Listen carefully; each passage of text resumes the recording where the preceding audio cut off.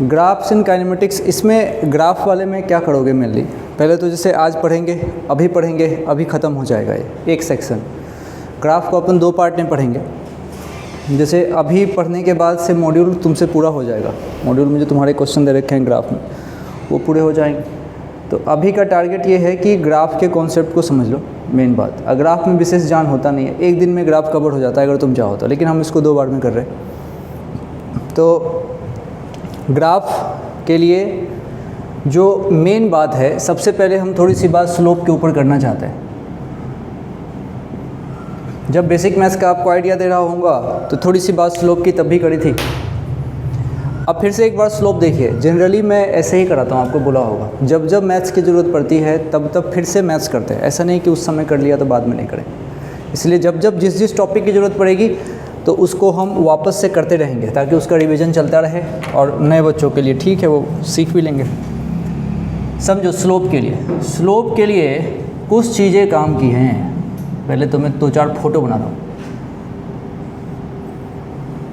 जितने बन सकते बना लेते हैं। अच्छा, स्लोप में सबसे पहले तुमने ऐसा कुछ देखा होगा, फिर तुमने ऐसा देखा होगा, फिर तुमने एक ऐसा देखा होगा और एक ऐसा देखा होगा। इस तरीके से स्लोप की बात करते हैं। अच्छा, मेरे से कोई अगर पूछे कि भाई स्लोप का आप सीधा मतलब क्या समझते हो, तो स्लोप का मतलब मैं तो समझता हूँ ऊपर का टर्म डिवाइडेड बाय नीचे का टर्म। मैं तो इतना ही समझता हूँ, नीचे का टर्म। अगर मुझे ये समझ में आता है तो फिर मुझे स्लोप में कहीं दिक्कत ही नहीं आएगी। ऊपर का टर्म डिवाइडेड बाय नीचे का टर्म, बस लिखने का स्टाइल थोड़ा बदल देंगे। एक बार ऐसे ही टाइम पास करते थोड़ा सा देखो।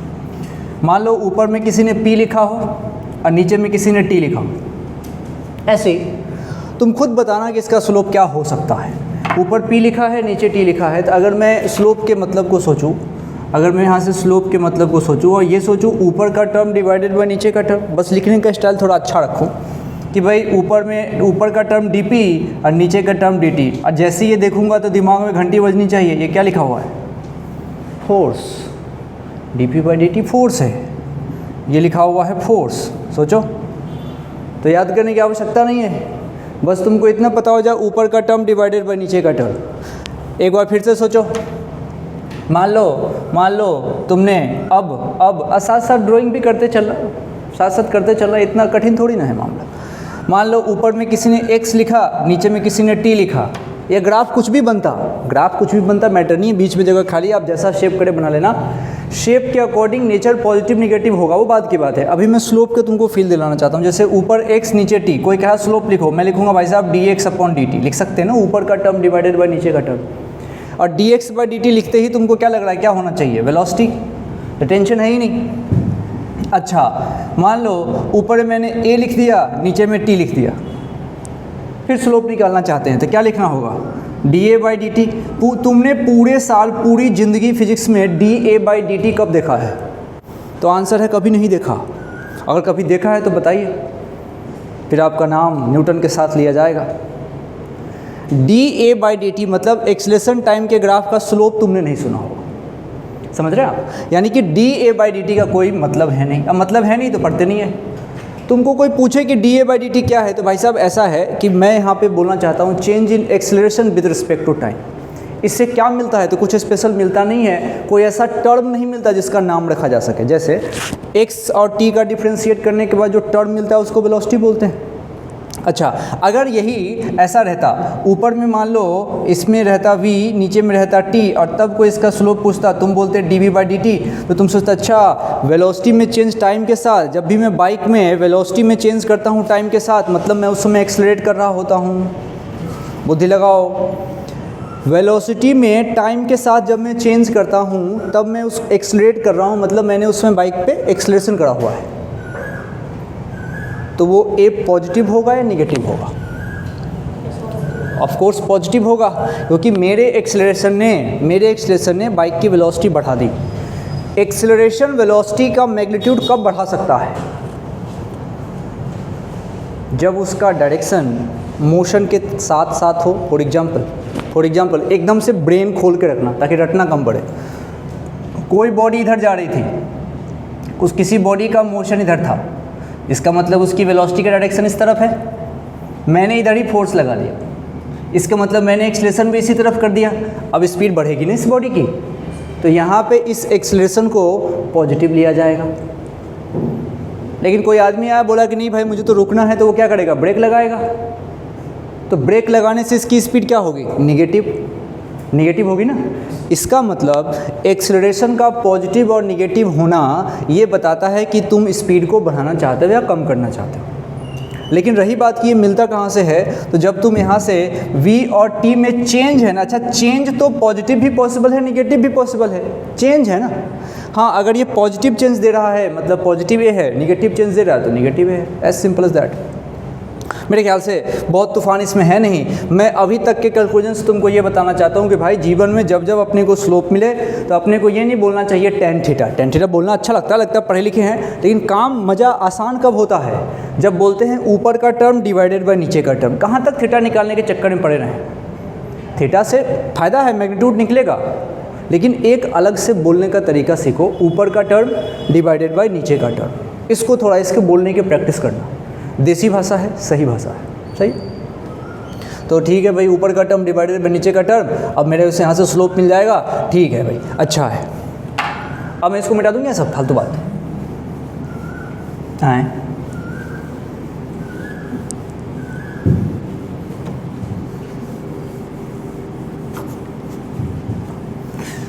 अब देखिए थोड़ी अच्छी बात आपको बताता हूँ। अच्छा, स्लोप अगर होगा तो स्लोप के अंदर दो चीज़ें होंगी। स्लोप वेक्टर क्वांटिटी है, जानते हो? यस सर बोल रहे हो, गोली मार दूंगा मैं। स्लोप वेक्टर क्वांटिटी है, स्लोप क्वांटिटी है क्या? स्लोप एक तरीका है भाई, तो टेन थीटा के फॉर्म से इसको निकालते। स्लोप में दो चीज़ें हो सकती है, एक तो इसका एक वैल्यू आएगी, दूसरा इसका साइन आएगा। एक इसकी वैल्यू, दूसरा इसका साइन। मतलब तुमने सुना होगा ना कि स्लोप निगेटिव है। अच्छा, स्लोप सोचो, स्लोप का तुम वैल्यू कैसे निकालोगे? With the help of tan theta. समझ रहे हो क्या? अच्छा, और साइन तो तुम यहीं से पकड़ लेना। जैसे देखो मैं तुमको बताता हूँ, ये लाइन बिल्कुल सीधी हो गई, ये लाइन बिल्कुल सीधी हो गई, तो बताओ थीटा कितना? 0 डिग्री। तुमने थीटा, अच्छा चलो यहाँ बात करते हैं, यहाँ थीटा कितना? 90 डिग्री। चलो यहाँ थीटा कितना? 90 से कम। 90 से कंपेयर करने में मज़ा आता है, 90 से कम। अच्छा, यहाँ थीटा कितना? 90 से ज़्यादा। अब मैं तुमसे अगर सवाल पूछूं कि भाई आप थीटा कहाँ से मेज़र कर रहे हैं? आप थीटा नीचे वाले एक्सिस से एंटी क्लॉकवाइज मेज़र कर रहे हो। मतलब जब भी अपन स्लोप की बात करें तो थीटा हमेशा नीचे वाली एक्सिस से, कोई ज़रूरी कि वो एक्स होगा, इट्स नॉट कंपल्सरी, नीचे कुछ भी हो सकता है। तो हम हमेशा थीटा को नीचे वाली एक्सिस से एंटी क्लॉकवाइज मेजर करेंगे। आपको लिखना चाहिए, थीटा हमेशा नीचे वाले एक्सिस से एंटी क्लॉकवाइज मेजर करेंगे, नीचे वाले एक्सिस से एंटी क्लॉकवाइज। बढ़िया। फिर तो मतलब मेरा ऑब्जर्वर कहीं यहाँ बैठा हुआ है थीटा मापने के लिए, हमेशा यहाँ बैठा हुआ है, ये यहाँ से थीटा मापा गए, नीचे वाली एक्सिस से एंटी क्लॉकवाइज, नीचे वाले एक्सिस से एंटी क्लॉकवाइज मेजर करेंगे, एंटी वो भी क्लॉकवाइज। अब जरा देखो, नीचे वाले एक्सिस से यहाँ तो थीटा 0 बन गया, मेरे ख्याल से इसमें आपको कोई दिक्कत नहीं होनी चाहिए, ये सही है। वापस यहाँ चलिए, ये थीटा 90 है, इसमें कोई प्रॉब्लम नहीं, मेरे ख्याल से ये भी सही है। इसके पास आओ, यहाँ थीटा 90 से कम है, ये किसको पता चलेगा? इस ऑब्जर्वर को। मतलब इसने ऐसे मेजर किया होगा नीचे वाले एक्सिस से एंटी क्लॉकवाइज। अरे होने को तो ऊपर से भी एंगल बनता, ये वाला भी कुछ न कुछ एंगल है, परंतु ये नहीं लेना। और सवाल इतना होशियार है कि वो देता है ऊपर से एंगल। तुमने देखा होगा क्वेश्चन, वो देंगे ऊपर से एंगल मगर लेने का नहीं। जब तुम प्रोजेक्टाइल मोशन पढ़ते हो तो वहाँ पे देते हैं ना कि particle is fired with 30 degree with vertical. अपने को कौन सा लेना होता है वहाँ? हॉरिजॉन्टल से, मतलब 60 लेंगे, 90 में से घटा के बात करें। ये भी ऐसे ही पूछ देगा, ऐसे ही पूछ देगा। तो यहाँ पे थोड़ा सा आपको अलर्ट होने की ज़रूरत है, यहाँ पे गड़बड़ अलर्ट है।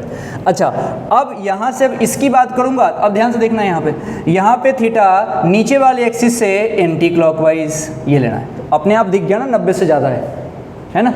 अच्छा, अब इस स्लोप का जब जब तुमसे वैल्यू पूछा जाए, इसकी वैल्यू जब भी आपसे पूछे तो then you have to find tan theta. Slope की वैल्यू का मतलब टेन थीटा, स्लोप की वैल्यू का मतलब टेन थीटा। स्लोप का मैं देसी डिफिनेशन क्या निकाल रहा हूँ, ऊपर का टर्म डिवाइडेड बाय नीचे का टर्म। तुम अगर देखोगे तो टेन थीटा भी यही होता है बेसिकली, टेन थीटा भी होता है परपेंडिकुलर बाय बेस, परपेंडिकुलर ऊपर का टर्म डिवाइडेड बाय नीचे का टर्म, सिंपल। अच्छा, तो वैल्यू तो ऐसे आ गई भाई, लेकिन साइन कैसे निकालोगे? साइन तो बस मैं देख के निकाल लूँगा। किसको देख के? एंगल को। और साइन यही हो सकता है, या तो पॉजिटिव या तो निगेटिव या तो जीरो या फिर 90 वाला। अच्छा सुनना, अब ये थीटा बराबर 90 है। अच्छा, और टेन थीटा की वैल्यू अगर पूछी जाए तो टेन थीटा बराबर 90 डिग्री। दिमाग लगाओ, टेन 90 की वैल्यू क्या होती है? इन्फानाइट। कुछ लोग कहते हैं नॉट डिफाइन, क्योंकि इन्फानाइट को डिफाइन नहीं कर सकते तो मूड किया तो बोल दिया नॉट डिफाइन, तो इसको इन्फानाइट बोल दो, कोई दिक्कत नहीं है। इन्फानाइट बोल दो, कोई दिक्कत नहीं है। मतलब कि यहाँ पे, अच्छा यहाँ पे theta equals to zero, tan zero zero, तो यहाँ से टेन जीरो की वैल्यू जो हो गई जीरो हो गई। अब तुम गौर करो, अब यहाँ पहुँचो, जब टेन थीटा की बात जब 90 से कम वाले एंगल पे करी जाती है ना, तो you can check the table, positive आता है, वो पॉजिटिव आता है, सही है। अच्छा, तो यहाँ पे टेन थीटा मतलब स्लोप, तो स्लोप यहाँ से पॉजिटिव आएगा। सुनना, अगर वैल्यू निकालने के लिए बोले टेन थीटा का तो क्या लगाऊंगा यहाँ पर? Perpendicular by base. वैल्यू तो ऐसे निकालूंगा, लेकिन अभी तो अपन नेचर की बात कर रहे हैं कि पॉजिटिव होगा कि निगेटिव होगा। अब यहाँ आ जाओ, थीटा जब 90 से ज़्यादा होता है तो टेन थीटा अपनी वैल्यू को उस समय निगेटिव कर लेता है। यह है मैथ्स की खासियत। इसका मतलब अपने को कितनी बातें याद रखनी है? 4, कि भाई जब मेरा ग्राफ नीचे वाले एक्सिस के पैरेलल हुआ है उस समय स्लोप कितना? जीरो। उस समय स्लोप कितना? जीरो। अब जब लाइन बिल्कुल नीचे वाले एक्सिस के परपेंडिकुलर हो जाए तो स्लोप इनफाइनाइट। जीरो ज़्यादा कि इनफाइनाइट ज़्यादा? इतना सोच रहे हो? गजब बात कर रहे हो भाई। हाँ, तो कहने का मतलब यही है, डिफाइन नहीं होता, लेकिन फिर भी इनफाइनाइट रखना इसका फ़ायदा है। क्वेश्चन करने में समझ में आता है, चेंज समझने में आसानी होती है। बढ़ रहा है कि कम हो रहा है, इसको समझने में आसानी होती है। अच्छा, वापस इसमें देखो, जब थीटा की वैल्यू 90 से कम होगी तो टेन थीटा अपनी वैल्यू को पॉजिटिव कर लेगा, और 90 से ज़्यादा होगी टेन थीटा अपनी वैल्यू को निगेटिव कर लेगा। तो स्लोप निगेटिव का मुंह ऐसा होता है, ऐसा खटैक। स्लोप निगेटिव का मुंह ऐसा होता है, और स्लोप पॉजिटिव रहेगा तो ऐसा चलेगा। ये चीज़ दिमाग में, ये फोटो के साथ छपना चाहिए। जब ये चीज़ दिमाग में है तब कहीं से कोई समस्या वाली बात नहीं है। तो इसको फटाफट छाप लो ताकि हम ग्राफ पे पहुँचे। अब काइनेमेटिक्स वाले ग्राफ पे जाना चाहते हैं, फटाफट छाप लिया? वाह, अच्छा है। अब ज़रा अच्छे से समझिए बातों को, कि मेरे से किसी ने कहा कि भाई स्लोप निकालना है, तो पहले मैं क्या डिसाइड करूँगा? साइन। जब भी स्लोप लिखो थॉट प्रोसेस, कैसे सोचते हैं क्वेश्चन को। जब भी स्लोप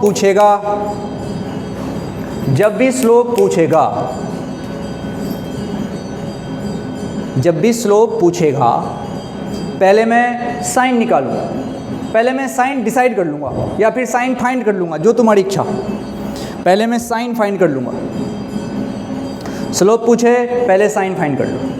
और साइन कैसे फाइंड करते हो? ग्राफ का मुंह देख के सीधा खट से पहले साइन डिसाइड कर लिया। उसके बाद टेन थीटा से वैल्यू फाइंड करूँगा। अब बाकी आप बहादुर हैं, टेन थीटा का मतलब समझते हैं परपेंडिकुलर बाय बेस होता है। टेन थीटा का मतलब आप समझते हैं परपेंडिकुलर बाय बेस होता है, समझते हैं ना? अब आप देखो कि ग्राफ कितना काम का है, कहाँ कहाँ यूज में आएगा। लगभग फिजिक्स के हर 2-3 चैप्टर को छोड़ के आगे बढ़ोगे ग्राफ यूज में आएगा। मैकेनिक्स में तो कहीं भी आ सकता है। एक चैप्टर है तुम्हारा वर्क पावर एनर्जी, वहाँ पे फोर्स और पोटेंशियल एनर्जी के बीच ग्राफ आता है du/dr। वहाँ पे ग्राफ बहुत बच्चे को परेशान करता है, इक्विलिब्रियम समझने में वहाँ ज़रूरत पड़ती है। दूसरा ग्राफ को मैं इलेक्ट्रोस्टैटिक्स में लेके जाता हूँ तो E = -dv/dr वहाँ पे आता है। वहाँ भी ग्राफ बहुत परेशान करता है इक्विलिब्रियम समझने में। इसलिए ग्राफ को बहुत प्रिसाइजली पढ़ो, ग्राफ में फंसने का नहीं। जब ग्राफ में फंसोगे तो अभी ये रिकॉर्ड भी चल ही रहा है, तो जब जब आप ग्राफ में फंसोगे तो तुम ध्यान रखना कि भाई हमारा ग्राफ का, इसको मैं कुछ हेडिंग डाल दूंगा, ग्राफ्स इन काइनेमेटिक्स। तो जब जब आप ग्राफ में फंसेंगे एक बार इसका मुंह देख लीजिएगा, तो मैं आपको चिल्लाता हुआ दिख जाऊंगा, तो आपको चीज़ें याद आ जाएंगी मंदिर के घंटी के साथ। चलिए, एक दिन एक बच्चा कहता है कि सर मंदिर की घंटी बजती है तो कोई कॉपीराइट लगा देगा। समझ लो क्या कह रहा हूँ? मंदिर की घंटी के लिए मत, ठीक है तो मत बजाओ, हम तो परेशानी हो रहे हैं, कान में बजा रहे हो जोर जोर से। हाँ, ये कहीं से टिप के लाए होंगे, ये ऐसे बजाते तो थोड़ा मज़ा भी आता। अब मंदिर की घंटी का कॉपीराइट लग जाए तो जुल्म हो जाए फिर। मतलब मैं इतना चिल्ला रहा हूँ वो वैलिड नहीं है, एक बगल में घंटी बज जाए तो उसका कॉपीराइट लगा देंगे। लगा देने तो मेरे को फ़र्क क्या पड़ता है, फिर दोबारा पढ़ा लेंगे। ये तो अपने अंदर का स्टोर है, निकाल, मैं तो चाहता हूँ लगा दूँ। चलिए अब समझते हैं चीज़ों को। आपको एक एक करके ग्राफ के बारे में बताता हूँ। जैसे आप तो इतने जीनियस है, आपको ये फॉर्मेट बिल्कुल पता होगा कि जैसे ही जीवन में मैं एक्सटी ग्राफ देखूँगा, एक्सटी ग्राफ जैसी मैं देखूँगा, एक्सटी ग्राफ का अगर मैं स्लोप निकालूंगा तो एक्सटी ग्राफ का स्लोप क्या देगा? वेलोसिटी। तो वहाँ से हम पहुँच जाएंगे मान लो वीटी ग्राफ पे। ऐसे ही तुम दिमाग लगाना कि भाई एक्सटी ग्राफ के स्लोप से वेलोसिटी मिल रहा है। एक्चुअली मैं अभी देखो लिखूँगा सब चीज़ें तो बात की बढ़िया क्लियर होगी बात। वीटी ग्राफ अगर मैं यहाँ से स्लोप निकालूँ तो स्लोप का मतलब ये क्या देगा अपने को? एक्सेलरेशन। लिख देता हूँ एटी ग्राफ के तक पहुँच जाएंगे। आप चूँकि जीनियस हैं इसलिए उतना लिखने की आवश्यकता नहीं कि एक्सटी ग्राफ से वी से ए, लेकिन पैटर्न देखो, if you start from X we then A, ऐसा चलेगा। एक्स वाला वी तक पहुंचाएगा, वी वाला ए तक पहुंचाएगा, ए कहीं नहीं पहुंचाएगा। एक अच्छी बात देखो, फिजिक्स में जब चीज़ें डिफाइन होती हैं ना तो एक्चुअली में वो रिलेटिव डिफाइन होती है, रिलेटिव। डेल्टा, जैसे कोई तुमसे पूछे तुम्हारी हाइट कितनी है, तुम बोलते हो 6 फीट, 5 फीट, 2 फीट, 1 फीट, कुछ तो है। अगर तुमने कहा कि मेरी हाइट 5 फीट है तो 5 फीट है तो सही मायने में तुमने क्या कहा है? 5 - 0 है। किसी को तो 0 माना होगा। अगर मेरी अभी हाइट, मैं प्लेटफॉर्म पे खड़ा हूँ, मेरी अगर अभी हाइट मांगो तो 7 फीट पहुँच जाए। 7 फीट का तो मैं हूँ नहीं। तुम बोला, मैं मेरे से तुम हाइट पूछो, मैं बोलूँ 7 फीट, बोलूँगा अच्छा मैं नहीं मानता। क्यों नहीं मानते? मैं हूँ 7 फीट का, मैं बोलूँगा मैं वहाँ से मेजर कर रहा हूँ। समझ रहे हैं आप? लेकिन मैं जैसे ही वहाँ पे आऊँगा फिर हाइट आ जाएगी कम। कहने का मतलब ये है कि जब तुम हाइट मेजर करते हो ना अपनी, तो तुम किसी रेफरेंस से मेजर करते हो। मतलब ओवरऑल तुमने चेंज मेजर किया है, तुमने चेंज मेजर किया है। पहले कोई 0 था और तुमने अपना चेंज बताया, तब तुमने चेंज मेजर किया है। अब तुम देखो, x t graph is basically change किसके में? पोजीशन में। ये चेंज इन पोजीशन है। और ये क्या होगा? ये एक तरीके से चेंज इन वेलोसिटी है। इनिशियल 0 रहा होगा तब ये v बन गया। ये चेंज मन में रखना, क्योंकि ग्राफ में बच्चा कंफ्यूज हो जाता है। अभी उल्टा बोलूँगा तुम परेशान हो जाओगे। एटी ग्राफ भी एक तरीके का चेंज होगा। एक्सेलरेशन किसी का 2 मीटर पर सेकेंड स्क्वायर, मतलब पहले 0 रहा होगा। समझ रहे हो क्या? अच्छा, मतलब तुम समझना, अगर मैं ज़्यादा हम इसमें लिख नहीं रहे, ये पोजीशन टाइम ग्राफ है, ये वेलोसिटी टाइम ग्राफ है, ये एक्सेलरेशन टाइम ग्राफ है। कुछ लोग बोलेंगे ये डिस्प्लेसमेंट टाइम ग्राफ है। तुम सोचोगे यार पोजीशन डिस्प्लेसमेंट सेम कैसे हो गया? पोजीशन बोलने से मेरा मतलब चेंज इन पोजीशन है, और चेंज इन पोजीशन को पढ़े लिखे लोग क्या बोलते हैं? डिस्प्लेसमेंट। तो तुम समझो हम जब बात कर रहे हैं चेंज की बात कर रहे हैं। अच्छा, ये वेलोसिटी है या चेंज इन वेलोसिटी है?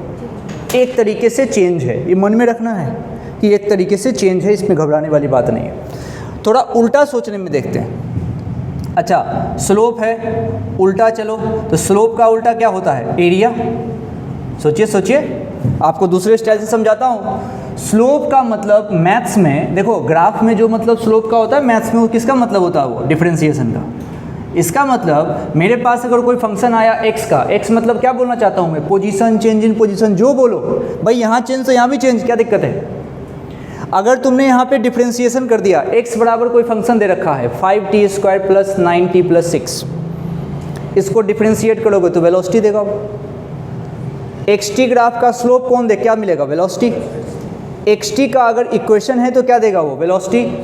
कब? जब डिफरेंशिएट करूँगा, मतलब जो काम डिफरेंशिएशन का है वही काम स्लोप का है। डिफरेंशिएशन स्लोप एक है, ठीक है, तो डिफरेंशिएशन और स्लोप दोनों एक है।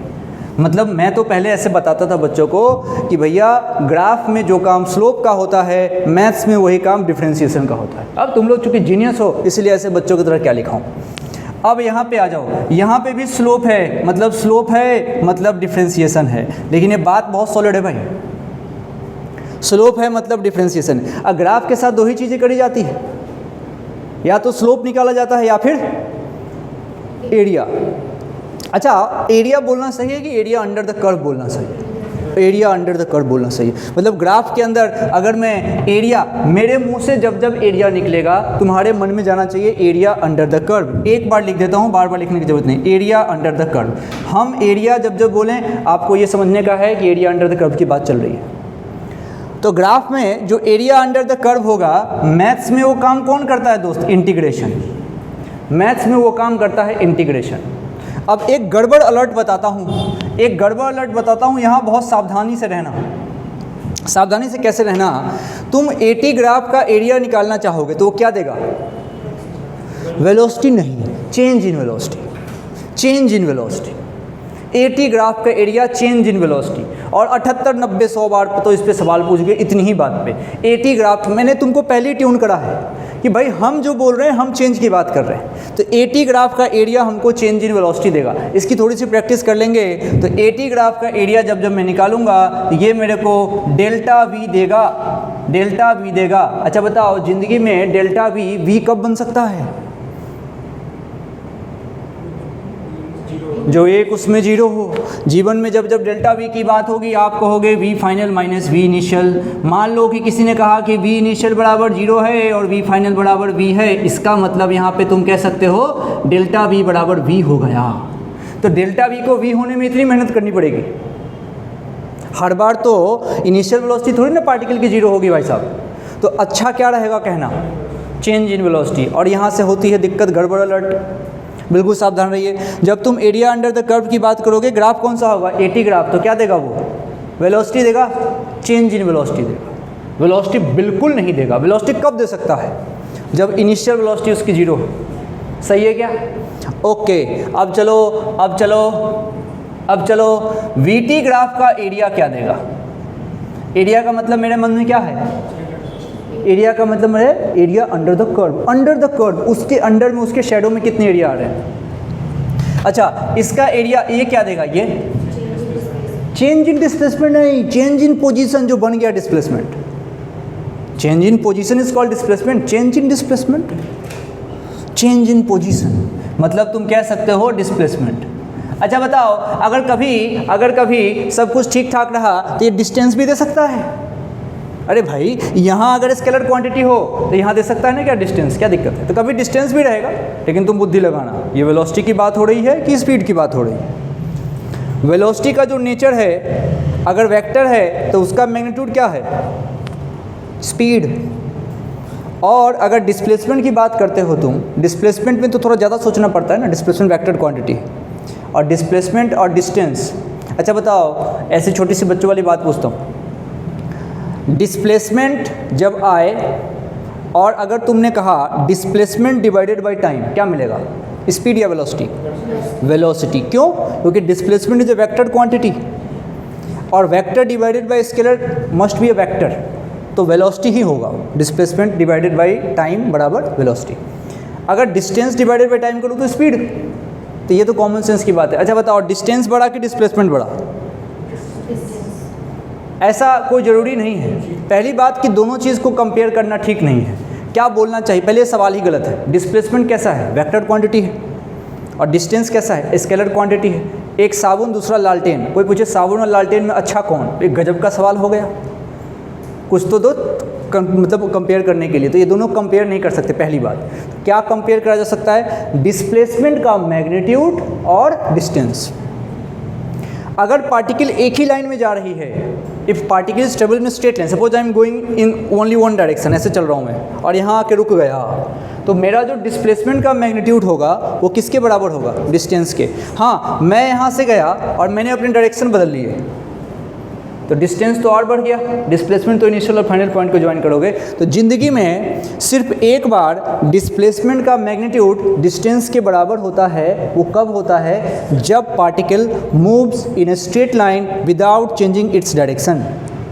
ये सब सवाल हुआ करता है छोटे बच्चों के लिए, याद रख लोगे, ठीक है। अब कुल मिला के बात ये है कि यहाँ पे ये कोई तूफान नहीं है कि डिस्प्लेसमेंट होगा, कि डिस्टेंस होगा, कि चेंज इन पोजीशन होगा, वो सब होगा बुद्धि से, सिचुएशन की डिमांड से। मन में तुम रख सकते हो डिस्प्लेसमेंट देगा, आसान है काम।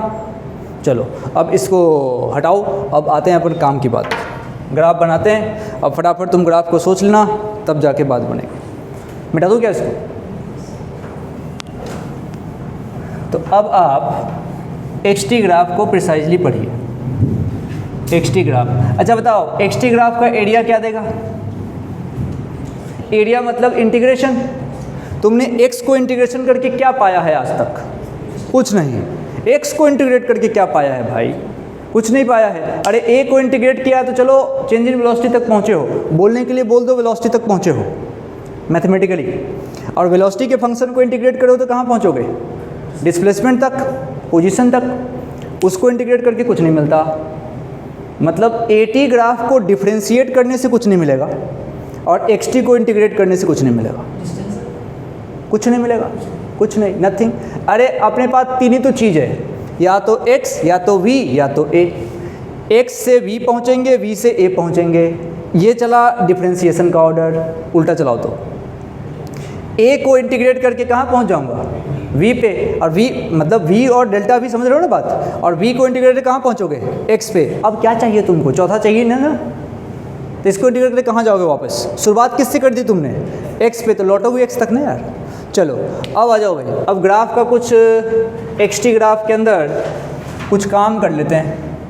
काम पहला, ऊपर में x नीचे में t, ये ग्राफ। दूसरा,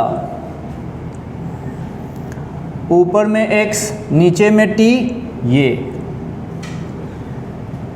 ग्राफ। तीसरा, ऊपर में x नीचे में t, ये ग्राफ। चौथा, और ऊपर में x नीचे में t, और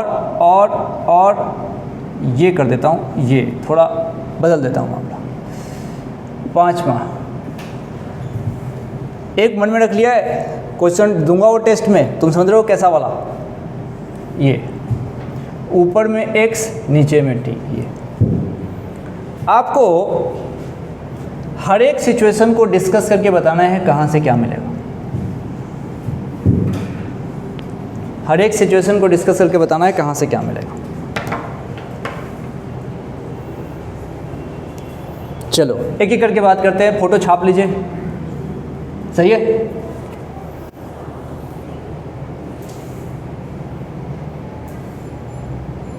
अब आओ देखो, ये x और t है। बताओ यहाँ पे थीटा कितना? 0 डिग्री। तो स्लोप कितना? 0 डिग्री। भैया XT ग्राफ का स्लोप क्या देगा? हाँ, लेकिन वेलोसिटी बोलने से कोई तूफान नहीं आएगा। तो मैं वेलोसिटी बोलूँगा तो कोई दिक्कत वाली बात नहीं है, ठीक है? कब तूफान आएगा? जब AT ग्राफ के एरिया से तुमने कह दिया ना वेलोसिटी, तो वहाँ दिक्कत आएगी। AT ग्राफ का एरिया चेंज इन वेलोसिटी, यहीं पे बस फंसते हैं, बाकी जगह कोई नहीं फंसो। आ जाओ, XT ग्राफ का अगर मेरे से पूछा जाए स्लोप, तो मैं क्या सोचूंगा? वेलोसिटी। XT ग्राफ के स्लोप से मैं क्या सोचूंगा? वेलोसिटी। सही है? अब बस हो गया। अरे भाई स्लोप ही 0 है तो वेलोसिटी क्या होगी इसकी? 0। वेलोसिटी 0 का मतलब क्या होता है? पार्टिकल रुकी हुई है। अब मुंह देख लो इसका, रुका ही तो है। देखो टाइम तो पहले इतना था, फिर बढ़ के इतना हो गया, फिर बढ़ के इतना हो गया, लेकिन पोजीशन ज्यों का त्यों है। पार्टिकल को रोक दिया तुमने। यहाँ चलो, यहाँ तुमने टाइम ही कांस्टेंट कर दिया भाई साहब। टाइम कांस्टेंट कर दिया और उसी टाइम पे अलग अलग पोजीशन दिखा रहे हो। ये बिल्कुल भूत वाली बात हो गई कि एक आदमी एक ही समय में कोटा में भी है, दिल्ली में भी है, पंजाब में भी है, हरियाणा में भी है। ऐसा कैसे हो सकता है? नॉट पॉसिबल ना। अलग अलग पोजीशन, इसी टाइम पे एक बार पोजीशन ये है, इसी टाइम पे एक बार पोजीशन ये है, इसी टाइम पे एक बार पोजीशन ये है। सेम टाइम पे अलग अलग पोजीशन कैसे पॉसिबल है? क्या तुम ये समझ पा रहे हो? पोजीशन पोजीशन का पोजीशन ये है ना, तो इस टाइम पर एक बार पोजीशन यहाँ और इसी टाइम पे पोजीशन यहाँ, इसी टाइम पे पोजीशन यहाँ। टाइम तो बढ़ा रहे हो तुम, टाइम नहीं बढ़ा रहे, टाइम को तुमने फिक्स कर दिया। क्या टाइम फिक्स हो सकता है? नहीं हो सकता है। टाइम कैसे फिक्स हो? टाइम फिक्स होता सबसे पहले मैं अपने एज को कर लेता, कितना करता, 19 साल, एंड 19 फॉर एवर। लेकिन ऐसा हो नहीं सकता, इसके लिए बड़ी मेहनत करनी पड़ती है। अब आप समझिए इस चीज़ को, you can't fix the time. इसका मतलब सबसे इंपॉर्टेंट बात यह है कि ये तो चलो, तो बोलने वाली बात है, practical this is not possible, तो ये तो ठीक है तुमने बोल दिया, लेकिन जरा मैथमेटिकली बात करो तो यहाँ पे बताओ tan थीटा क्या करोगे यहाँ पे 90 डिग्री, तो ये कितना दे देगा अपने को? इन्फानाइट। इन्फानाइट मतलब ये क्या कहना चाह रहा है? ये क्या कहना चाह रहा है, ये इंपॉर्टेंट है। ये कहना चाह रहा है कि भाई साहब यहाँ जो स्लोप है, चूंकि एक्सटी ग्राफ की बात है, तो यहाँ पे स्लोप का मतलब वेलोसिटी है, तो तुम वेलोसिटी को कह रहे हो इन्फानाइट। वेलोसिटी को कह रहे हो इन्फानाइट, मतलब जब जब लाइन सीधी होगी वेलोसिटी का नेचर इन्फानाइट होने का हो रहा होगा। सही है क्या? अब वहाँ पहुँचो, अब आ जाओ, ये एक्सटी ग्राफ ऐसा। अब बताओ यहाँ पे सबसे पहले आप बताओ स्लोप का मतलब क्या? स्लोप का मतलब tan थीटा, ठीक है, लेकिन स्लोप का मतलब यहाँ पे क्या है? वेलोसिटी। अच्छा, अब यहाँ पे स्लोप पॉजिटिव है, मतलब ये वेलोसिटी कैसी है? यहाँ पॉजिटिव, पॉजिटिव है वेलोसिटी। अच्छा और देखो, अच्छा देखो, मैं कहीं भी स्लोप बनाऊँ, मैं कहीं भी स्लोप बनाऊँ उतना ही एंगल बन रहा है। सोच के देखो, इसका मतलब स्लोप एक तो पॉजिटिव है, ऊपर से कांस्टेंट है, और स्लोप का मतलब यहाँ पे क्या है? वेलोसिटी। इसका मतलब इस ग्राफ में वेलोसिटी कांस्टेंट है।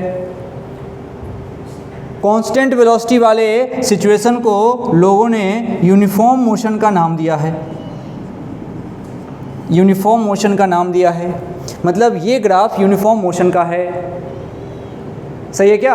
अरे सारा खेल स्लोप का है भाई।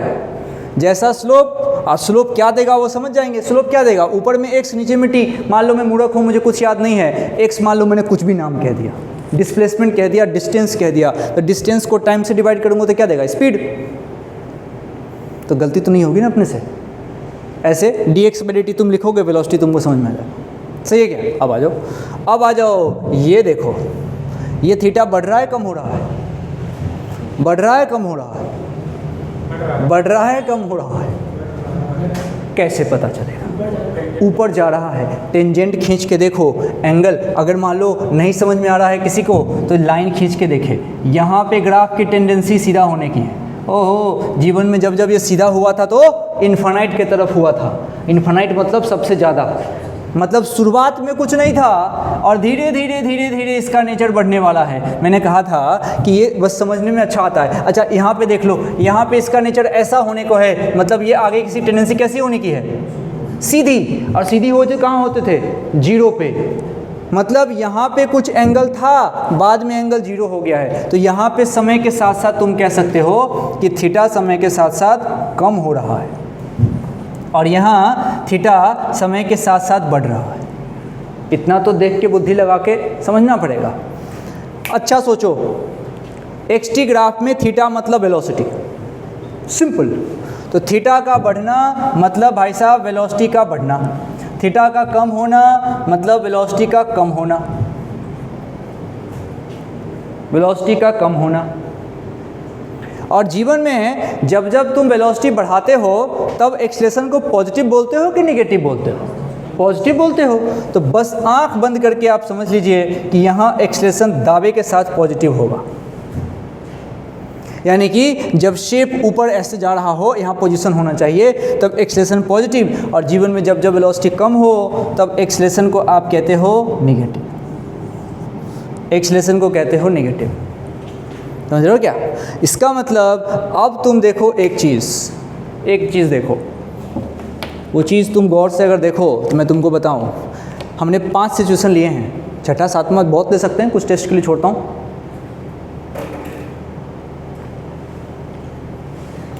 हमने जो ये 5 सिचुएशन लिए दोस्तों, इसमें से एक्सेलरेशन किस सिचुएशन में है? सिर्फ लास्ट के 2 वाले में, सिर्फ लास्ट के 2 वाले में एक्सेलरेशन है। अब थोड़ा देसी बात करके देखो, ग्राफ टेढ़ा मेढ़ा कब है? कितनी बार ग्राफ टेढ़ा मेढ़ा बना है? 2 बार। अब बुद्धि लगाओ, एक्सटी ग्राफ जब जब टेढ़ा मेढ़ा बनेगा तभी एक्सेलरेशन की बात करेंगे। जब तक एक्सटी ग्राफ सीधा है, इसी बात पे 20 से 25 सवाल बन जाएंगे, इतनी ही बात पे। एक्सटी ग्राफ जब जब सीधा है, अरे सीधा कैसे भी सीधा हो, ऐसे हो, ऐसे हो, ऐसे हो, ऐसे हो, ऐसे हो, अरे कितना सीधा खींचते खींचते सुबह तक खींचते रहो लाइन। एक्सटी ग्राफ जब जब सीधा रहेगा तब तब एक्सेलरेशन 0 रहेगा, इसकी पूरी गारंटी है। ठीक है, तो लिख लो इस बात को। कंक्लूजन में देसी कंक्लूजन क्या है इसका कि एक्सटी ग्राफ जब जब सीधा होगा, सीधा मतलब मैं और तुम समझ रहे हैं, पब्लिक को नहीं पता सीधा का मतलब क्या है। एक्सटी ग्राफ जब जब सीधा होगा तब तब एक्सेलरेशन क्या है? 0, तब तब एक्सेलरेशन 0 है।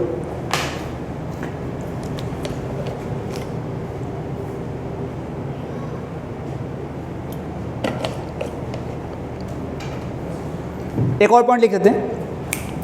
एक्सटी ग्राफ में एक्सेलरेशन होने के लिए, एक्सटी ग्राफ में एक्सेलरेशन होने के लिए ग्राफ का, अच्छा कर्व्ड बोल दूंगा तो कन्फ्यूजन नहीं होगा ना, कर्व्ड होना जरूरी है। कर्व्ड मतलब तुम समझना टेढ़ा मेढ़ा, कर्व्ड होना जरूरी है। इतनी ही बात से तुम्हारा काम बन जाएगा, सिर्फ इतनी बात से। ओ मतलब याद एक्सेलरेशन पॉजिटिव समझ जाओगे, थीटा बढ़ रहा होगा तो एक्सेलरेशन पॉजिटिव है। अब बढ़ता हुआ कैसे पता कर लोगे? ऊपर तो ऐसे जो फेस होता है ना, ऐसे बढ़ता हुआ, ऐसे ये बढ़ता हुआ है और ये कम होता हुआ है। एक मॉड्यूल जब आप खोलेंगे उसमें सवाल दे रखा होता है, उसमें आप ढूंढिएगा तो आपको पता लग जाएगा। अभी दिखाऊंगा आपको सारा कुछ, लेकिन तुमको ये बात पता होनी चाहिए। तो 3-4 ऑप्शन तुम ऐसे ही झांट लोगे, 15 ऑप्शन होते हैं टोटल, तो उसमें तो आप उसमें से 2 ऑप्शन तो ऐसे ही छांट लोगे, ठीक है, और पॉजिटिव निगेटिव पहचान लोगे तो काम यहाँ से बन जाएगा।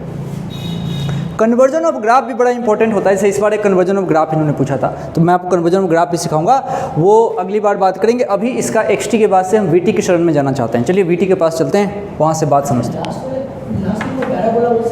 दोनों पैराबोला है दोस्त, ये भी और ये भी। शेप देखिए, शेप एक का शेप इधर, दूसरे का इधर।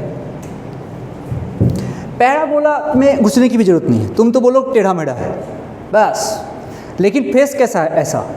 जब इसका फेस ऐसा है मतलब मेरा हाथ देखो ना, सांप जैसा टक, मतलब यहाँ पे टेंडेंसी सीधे होने की है, और सीधा हुआ था तो क्या दिया था? 0। तो पहले कुछ है फिर सीधा हो गया, पहले कुछ है बाद में 0 हो गया, तो घट रहा हूँ बढ़ रहा हूँ? घट रहा हूँ ना, नालायक हूँ। इसका मतलब सीधा सीधा ये है कि निगेटिव एक्सेलरेशन जाएगा। तो एक्सटी ग्राफ से निगेटिव एक्सेलरेशन का सीधा मतलब है कि उसकी टेंडेंसी बाद में सीधा होने की होगी। मतलब कर्व देखो ऐसा होगा, टी की तरफ झुका हुआ फेस होना चाहिए, टी की तरफ झुका हुआ, यहाँ एक्स की तरफ है। शेप देखिए, शेप। ग्राफ तो क्या है, अभी तो बेसिक आइडिया ले रहे हैं, जैसे जैसे क्वेश्चन आते जाएगा दिमाग खुलता है उसके अंदर। कन्वर्जन जब करते हैं इससे उसको बनाना, उससे आपको एक शीट दूंगा, डीपीपी दूंगा, जिसमें 30 क्वेश्चन का सेट है, तो उसमें अच्छे अच्छे सवाल, जब उसको लगाएंगे तो दिमाग खुलेगा उसको। चलें, अब मैं आपको वीटी ग्राफ पे चलता हूँ लेके। अच्छा देखो, एक्सटी ग्राफ था तो हमको किससे आज़ादी मिल गई? एरिया अंडर द कर्व से। सोचो, एरिया अंडर द कर्व की टेंशन ही नहीं है। लेकिन वीटी ग्राफ बड़ा खास है, वीटी ग्राफ बीच में आता है, इसका स्लोप निकालूंगा तो एक्सेलरेशन पहुंच जाऊंगा, समझ जाओ, और जब इसका एरिया निकालूंगा तो वापस से कहाँ पहुंचूंगा? पोजीशन पे। और अब इसको तरीके से समझने की कोशिश करते हैं। लास्ट बार जो दोनों ग्राफ बना हुआ था, एक को तुम बोल सकते हो यूनिफॉर्मली एक्सेलरेटेड मोशन और एक को यूनिफॉर्मली डी एक्सेलरेटेड मोशन, ठीक है। अब आ जाओ भाई, अब हम बात कर रहे हैं वीटी ग्राफ की, और वीटी ग्राफ के स्लोप से एक्सेलरेशन मिलेगा, और अगर इसी वीटी ग्राफ का मैंने निकाल दिया एरिया अंडर द कर्व, तो यहाँ से अपने को क्या मिलेगा? वापस x तक पहुँच जाएंगे। x मतलब पोजीशन कहना चाह रहा हूँ, ठीक है। चलो, क्या y मिल सकता है क्या? अरे हाँ मिल सकता है, y एक्सिस में बात चल रही है, मिल सकता है क्या इतना तूफान है? अब आ जाओ भाई, अब आइए एक एक करके, ऊपर में भी नीचे में t, ऊपर में भी नीचे में t, साथ साथ बना लो, ऊपर में भी नीचे में t, ऊपर में भी नीचे में t। चलिए पहले तो ये काम कर लेते हैं फालतू, फिर ये काम कर लेते हैं फालतू, फिर ये काम कर लेते हैं फालतू, फिर ये काम कर लेते हैं फालतू, फिर उसके बाद से ये काम इसमें कर लेते हैं फालतू। बोर्ड ही नहीं है आगे तो आपसे पूछ लूँगा, नाम दे दीजिए 1 2 3 4 5, 1 2 3 4 5 6 7 आपसे पूछ लूँगा। वही कहानी, थीटा बताओ क्या मिलेगा वो बताओ, जो मिलेगा नेचर बताओ। थीटा बताओ क्या मिलेगा वो बताओ, जो मिला उसका नेचर बताओ, है ना। एक तरफ से कर करके देखते हैं। चलिए चलिए, ये भैया वीटी ग्राफ बताओ, यहाँ पे थीटा, अरे थीटा अब देखो थीटा कितना 0 डिग्री, मतलब स्लोप कितना 0 डिग्री। अरे वीटी ग्राफ का स्लोप का मतलब क्या है? एक्सीलरेशन। तो a बराबर 0 डिग्री, a बराबर 0 डिग्री मतलब पार्टिकल को तुम चला रहे हो कांस्टेंट वेलोसिटी कह दो या कांस्टेंट स्पीड कह दो। वेलोसिटी और स्पीड को लेके प्राण देने की जरूरत नहीं, कब तक जब तक क्वेश्चन तुमसे नहीं कह रहा ऐसा, ठीक है। क्वेश्चन कहवाता है ना कि हाँ ऐसे, ठीक है।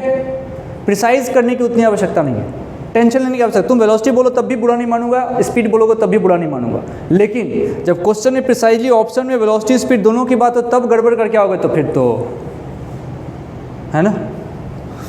अब देखो थीटा 0 मतलब स्लोप 0, स्लोप 0 मतलब चूंकि ये वीटी ग्राफ है इसलिए यहाँ एक्सेलेरेशन 0, पहले वाला मत रखना मन में। एक्सेलेरेशन 0 मतलब कैसा मोशन है? यूनिफॉर्म मोशन है। यूनिफॉर्म मोशन का मतलब होता है ऐसा मोशन जिसमें पार्टिकल बिना एक्सेलेरेशन के चले। अब अगर मोबाइल की तरह दिमाग खराब है, साइलेंट नहीं कर सकता तो उसको,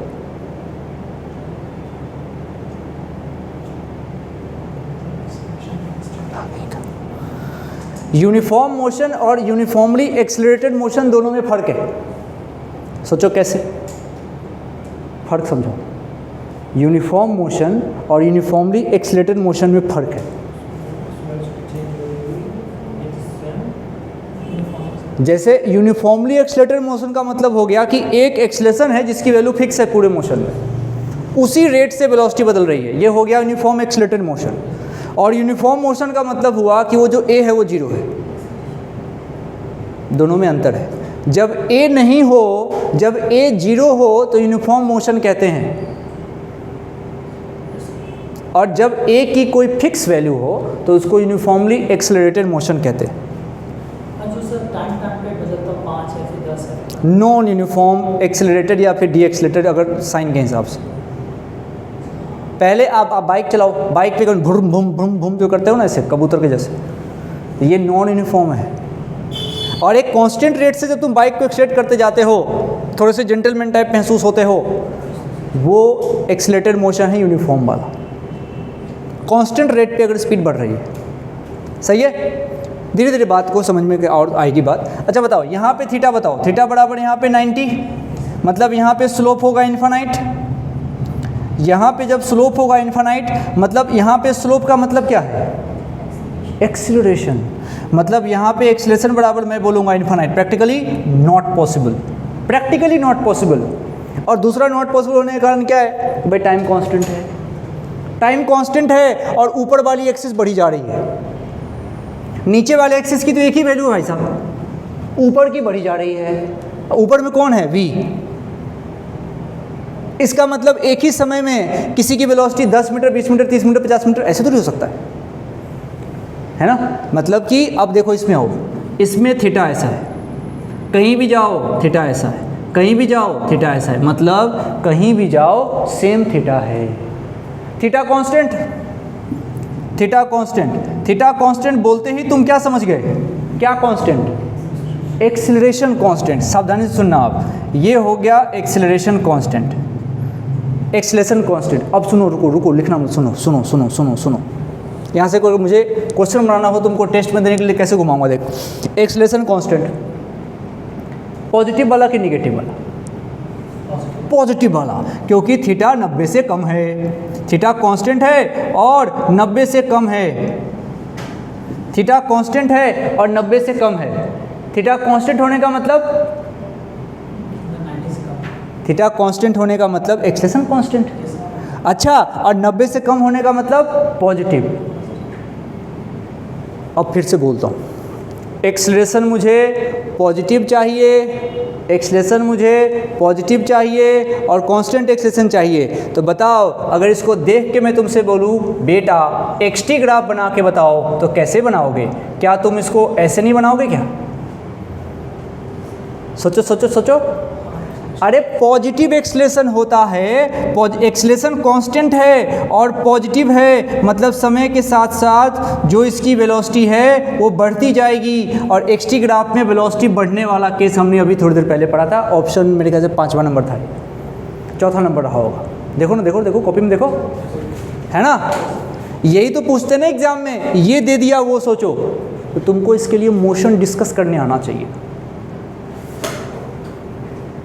अब मोबाइल बजाते रहेंगे तो कैसे आएगा? मोशन डिस्कस करने आना चाहिए। मोशन जब आप डिस्कस करोगे, मोशन से जब बात करोगे तब जाके बात बनेगी। तो देखो यहाँ से सवाल निकल सकते हैं। अब तुमको लगा होगा यार यहाँ से कुछ भी पूछा जा सकता है। इस ग्राफ को दे दिया, अगर इस ग्राफ की स्टडी करने आ गई तो अपने मन से हम कोई भी ग्राफ यहाँ से बना सकते हैं। अगर बताओ, ऐसे ही टाइम पास के लिए पूछ रहा हूँ भाई, मैं ये वीटी ग्राफ दे के तुमसे एटी ग्राफ पूछूँ, बताओ क्या होगा? एक्सीलरेशन टाइम ग्राफ पूछूँ तो क्या होगा? ईमानदारी से एक बार में सही बताओ, एटी ग्राफ कैसा होगा? ऐसे ऐसे, हाँ, मतलब यहाँ पे देखो ए क्या है? कांस्टेंट, ए कांस्टेंट है। तो मेरे से कहा एटी ग्राफ क्या होगा, तो ऊपर में ए नीचे में टी, उसको कर दूंगा कांस्टेंट। लड़की ने कहा पहला वाला होगा। सही है कि नहीं? सोच सोच। अब देखो दिमाग, एटी ग्राफ दे के पूछ दे कि एक्सटी ग्राफ कौन होगा, तो तुम चित हो जाते। अरे मैंने ये दे दिया क्वेश्चन में और कहा कि which of the following represent correct x t graph, और 2-4 ऑप्शन मार दिए। तो तुमको सिचुएशन सोचने में जब आएगा तभी तो टिक कर पाओगे। अच्छा एटी ग्राफ है, ओहो एटी ग्राफ है, अच्छा एक्सीलरेशन कांस्टेंट है, एक्सीलरेशन कांस्टेंट है, तो ठीक है भाई, सर ने बताया था कि एक्सटी ग्राफ में एक्सीलरेशन की बात जब ही होती है जब ग्राफ कर्व होता है, और कांस्टेंट है और पॉजिटिव है, पॉजिटिव मतलब बढ़ रहा होगा, एक्सटी ग्राफ में ऐसा बढ़ता हुआ कर्व होगा। बात करने आना चाहिए अब तो पूरी पिक्चर जो लिखाई जाती है, आपको जो बताता हूँ मैं चीज़ों को, तो उसको मन में रखोगे तभी बनेगा। इससे ग्राफ देके उल्टा भी पूछा जा सकता है, तो you have to find that. आगे बढ़ो। Now moving to this. अच्छा एक और बात यहाँ देखो, एक और बात देखो, मैं तुमसे पूछूँ ऐसे ही मनोरंजन के लिए पूछ रहा हूँ भाई साहब। यहाँ पे वेलोसिटी की इनिशियल वैल्यू कितनी है? 0 है ना? इस ग्राफ का मुंह और इस ग्राफ का मुंह सेम है, अंतर क्या है?